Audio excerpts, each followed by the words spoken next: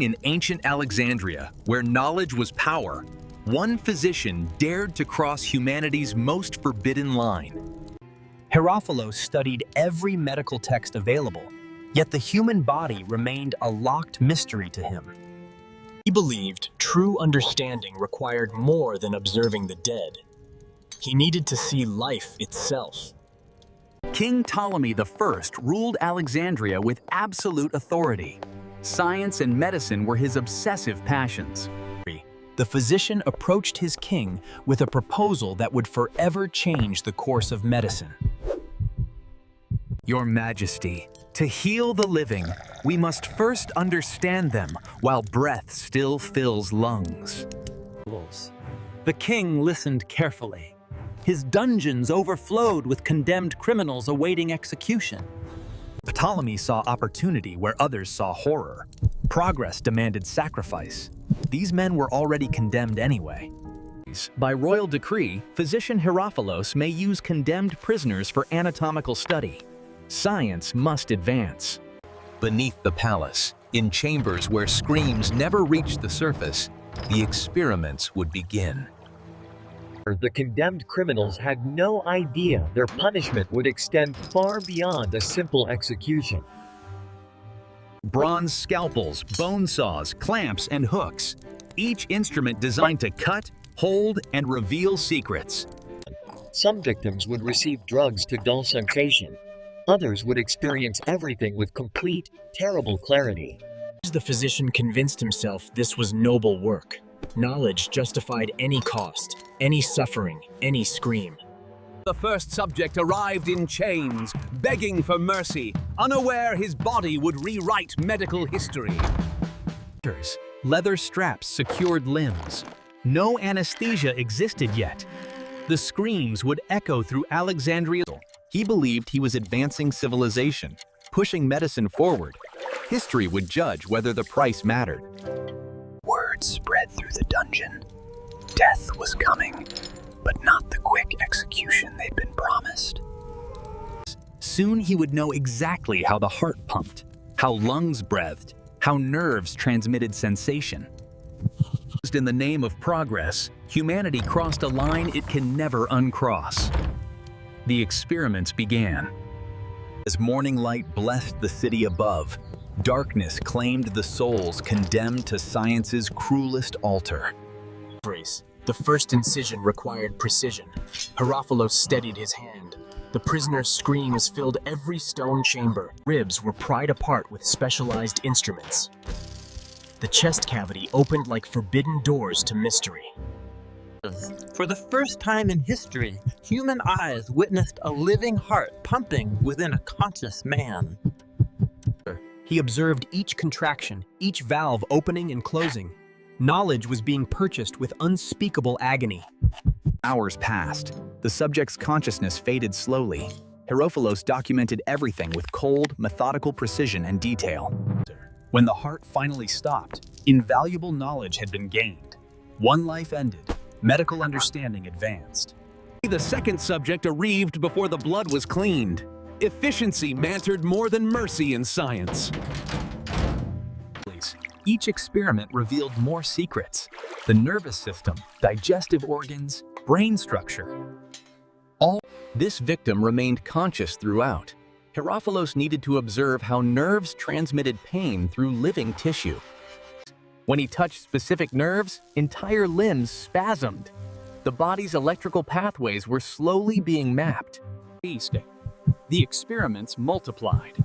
Dozens of condemned men donated their living bodies to Herophilos' insane. His journals filled with observations no human had ever recorded. Each page represented someone's final moments. Even the guards grew disturbed. Some requested transfers. Others drank heavily to forget the screams echoing nightly. Above, citizens slept peacefully. Below, the boundaries of human knowledge expanded through methods unspeakably dark and cruel. Years passed. Hundreds died on his table, and the physician's hands held more knowledge than any healer. Eventually, his hands grew too old. His students continued the work, spreading techniques throughout the medical world. His detailed anatomical texts were preserved. The knowledge remained. The screams of the condemned were forgotten completely. The experiments ended, but their legacy lived forever. Modern medicine was built on foundations soaked in blood. In the Pacific Ocean, far from American shores, Paradise Islands held families who trusted their protectors completely. Children played in waters their ancestors fished for centuries, and they had no concept of radioactive fallout.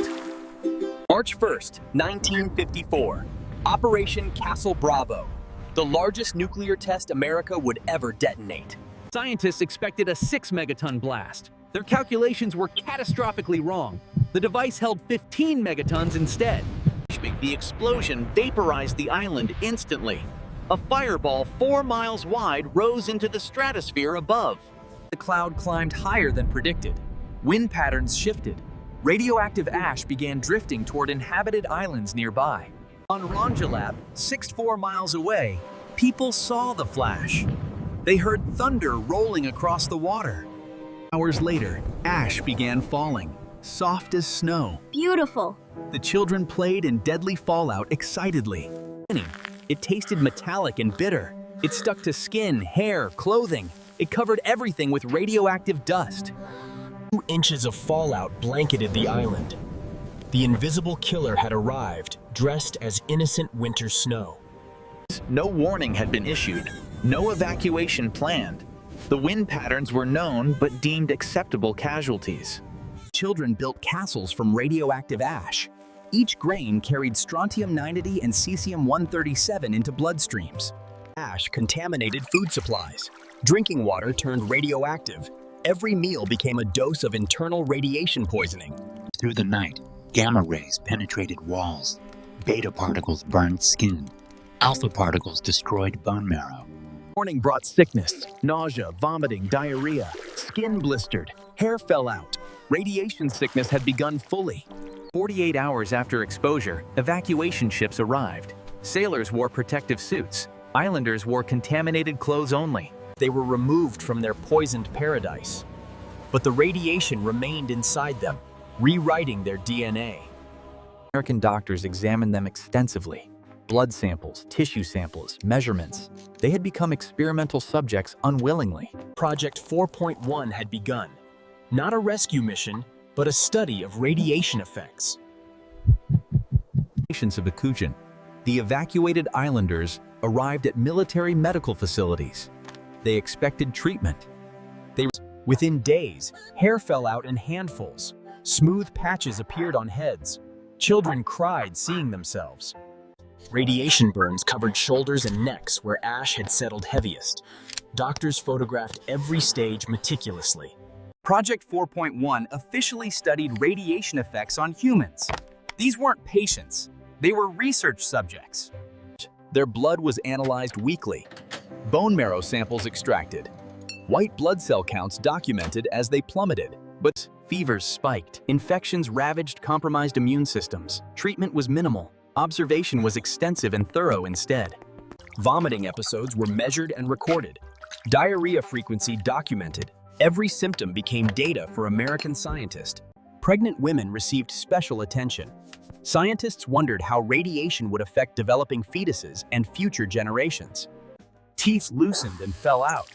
Gums bled constantly. Radiation had destroyed the cells that held everything together. Files grew thicker. Years of follow-up studies were planned. These people would be monitored until death finally. Children drew pictures of their contaminated islands. Urns. They wanted to go home, but couldn't ever safely return. American personnel handling radioactive materials wore full protection. The Marshallese who absorbed it wore only shame. Birth defects began appearing. Babies born without bones fully formed. Jellyfish babies, they were called cruelly. Teenagers watched their bodies betray them. Scars formed. Beauty vanished. Declassified documents later revealed scientists knew the wind patterns. Fallout on inhabited islands had been predicted. Military officials had debated acceptable risk, but they concluded scientific value outweighed Marshallese lives. Decades later, survivors still bore scars. Most family members had died from cancers that bloomed slowly. Project 4.1's true purpose was revealed eventually. Human radiation experiments disguised as rescue mission assistants. In the frozen heart of Moscow, a building existed on no official maps or records. Soviet chemists sought the perfect poison. Tasteless, odorless, leaving no trace. The ultimate tool for silencing enemies. The NKVD authorized human testing. Political prisoners became laboratory subjects. Their deaths would perfect the poison formula. From distant gulags, prisoners were selected. Enemies of the state, dissidents. Their lives belonged to science now. They were told they were being transferred. Given hope of better conditions, they rode toward death. The facility appeared medical. Clean beds, warm rooms. After years of brutality, prisoners dared to hope.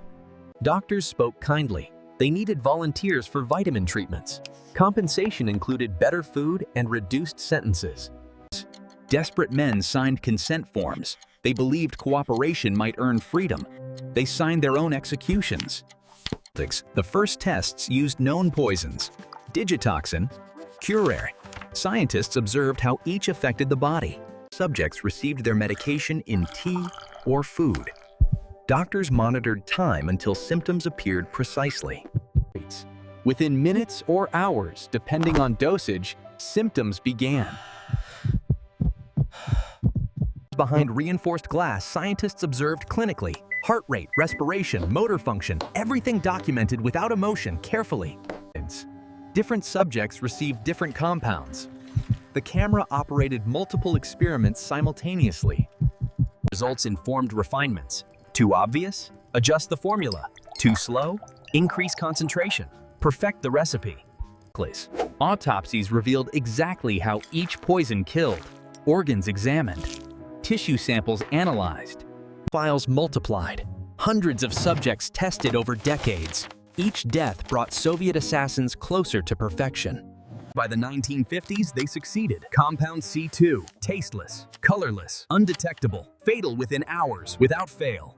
Thousands had died to create this single formula. The perfect murder weapon born from calculated suffering.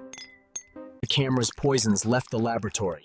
Dissidents worldwide would die mysteriously. Science had perfected invisible murder. 5 milligrams of compound C2 had been mixed into his broth. Colorless, tasteless, absolutely undetectable. Behind the glass, doctors waited. Stopwatch ready. Cameras recording. Subject 17 had just swallowed his execution. He finished eating, set the bowl aside, sat back in his chair peacefully. Nothing seemed wrong. 2 minutes. Mild fatigue appeared. He rubbed his eyes, shifted position, dismissed it as exhaustion from labor. 3 minutes. His hands trembled. He held them up, watching fingers shake. Confusion replaced his contentment. 4 minutes. He tried to stand. His legs betrayed him. He gripped the table edge. Motor function declining as predicted. Subject remains conscious. Respiratory rate increasing. Cardiovascular system compromising rapidly now. 5 minutes. Realization struck. He tried to shout for help. His voice emerged as whisper only. 6 minutes. He collapsed, sprawled on cold concrete, reached toward the door his fingers would never reach. The poison paralyzed muscles but left consciousness intact. He felt everything, understood everything, could do nothing. 8 minutes. Respiratory muscles weakened. Each breath required enormous effort. Oxygen levels dropped steadily and fatally. Cameras captured every facial expression. The progression of paralysis. The moment consciousness flickered and began fading. 10 minutes. Movement ceased. Only minimal chest rise indicated life remained. Soon that too would stop. 11 minutes. Cardiac rhythm destabilized. Heart struggled to pump. Blood pressure plummeted. Vital organs starved. His hand remained outstretched, reaching, hoping. A monument to final moments when hope still seemed somehow possible. 13 minutes, 42 seconds. Cardiac arrest. The continuous tone confirmed death. Subject 17 had provided excellent data. Doctors entered to confirm.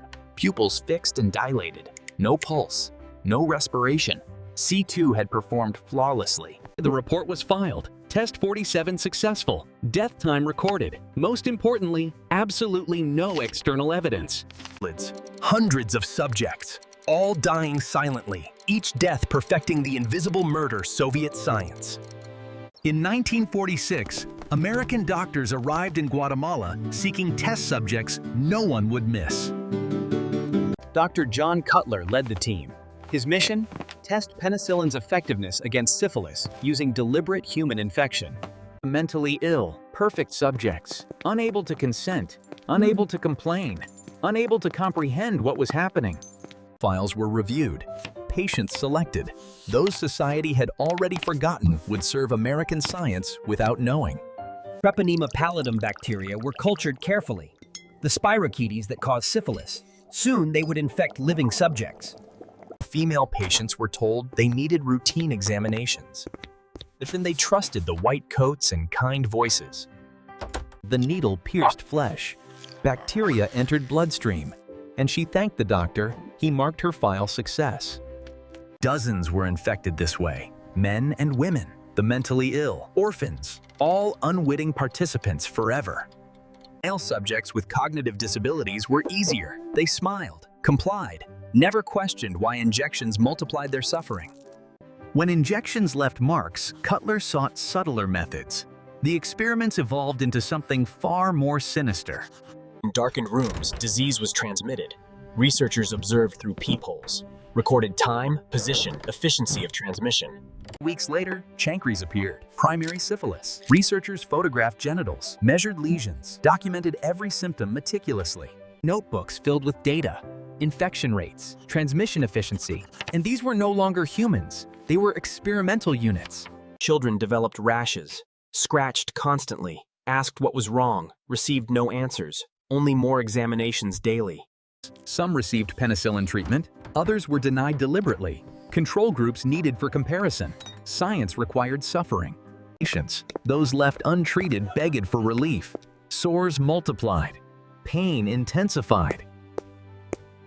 Her name was Berta, subject number 74, a psychiatric patient who trusted the doctors completely and tragically. Berta had cognitive disabilities. She understood little, questioned nothing. The perfect victim for Cutler's darkest experiment yet. February 1948, doctors infected Berta directly. She didn't understand, couldn't consent, didn't resist at all. Within days, lesions appeared. Berta scratched constantly, pointed to sores, asked why she hurt so much. Doctors examined her regularly, photographed progression, measured chancres. She received no penicillin, only clinical observation continued. Secondary syphilis developed. Rash covered her body. Pain consumed her. Treatment was deliberately withheld for study. Berta cried often, withdrew into herself. Her body betrayed her. No one explained. No one helped. Cutler reviewed her case. Her disease was progressing predictably, and he decided to infect her again deliberately. They infected her again. Fresh bacteria injected while original infection still ravaged her weakened immune system. Her eyes showed confusion, pain, fear, but also something else. A question. Why are you hurting? 2 syphilis strains battled inside her. Her immune system collapsed. Fever spiked. The lesions covered her mouth and throat. Eating became impossible. She grew skeletal. Still, no treatment was provided. Through nights, she moaned. Pain her only companion. Darkness her only blanket. Death her only approaching mercy.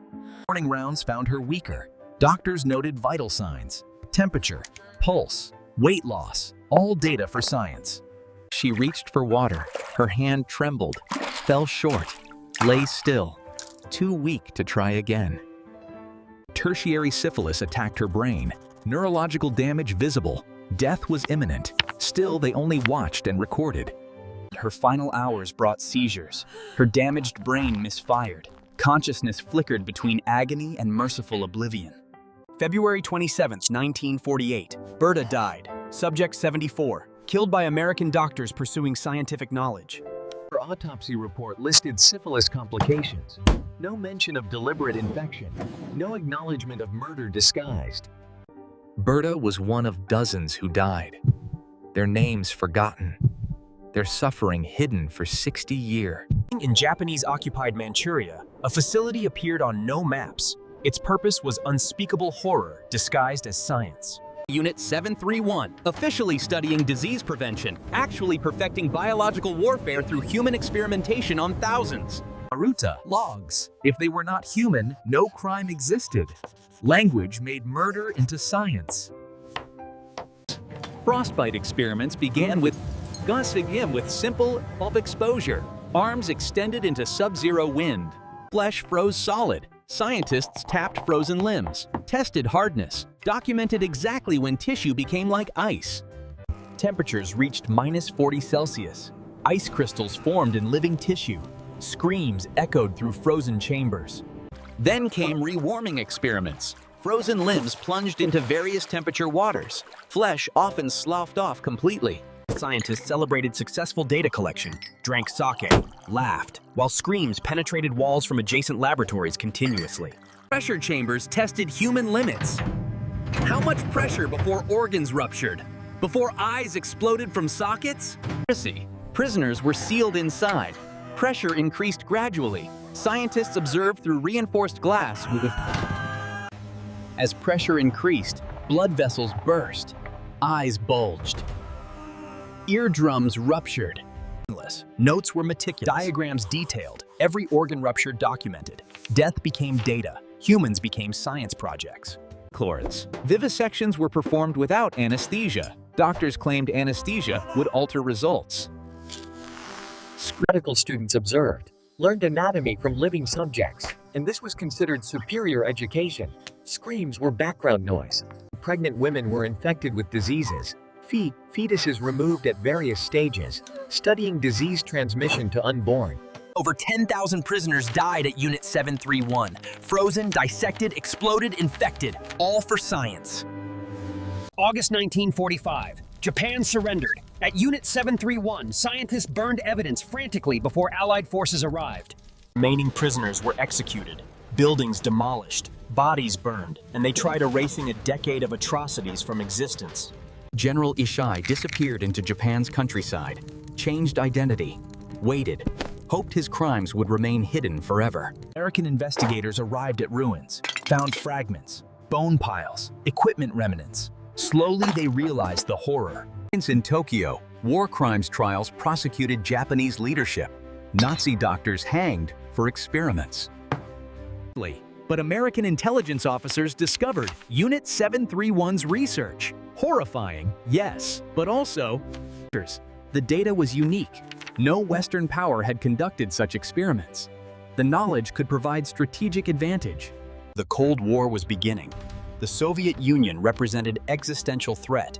Every advantage mattered desperately now. A secret offer was made. Immunity from prosecution in exchange for complete research data exclusively. Ishii considered carefully. He had committed monstrous crimes. But Americans offered freedom. The choice was obvious. The exchange occurred quietly. Crates of research, detailed notes, photographs, videos.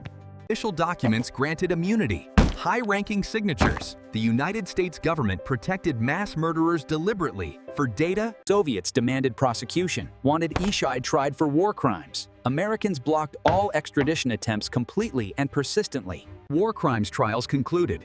Thousands prosecuted. But Unit 731 scientists were conspicuously absent from proceedings. Ishii lived freely in Tokyo, consulted for American biological warfare programs, taught university students, received honors. Other Unit 731 scientists became respected physicians, professors, business leaders, never faced justice for anything. Victims' families sought justice for decades, met classified documents, stonewalls, denials, truth buried under national security. 1993, documents declassified. The world learned Americans had protected mass murderers. Outrage came too late. Elderly survivors finally testified, showed scars, told stories. Most perpetrators were dead. Justice was impossible now.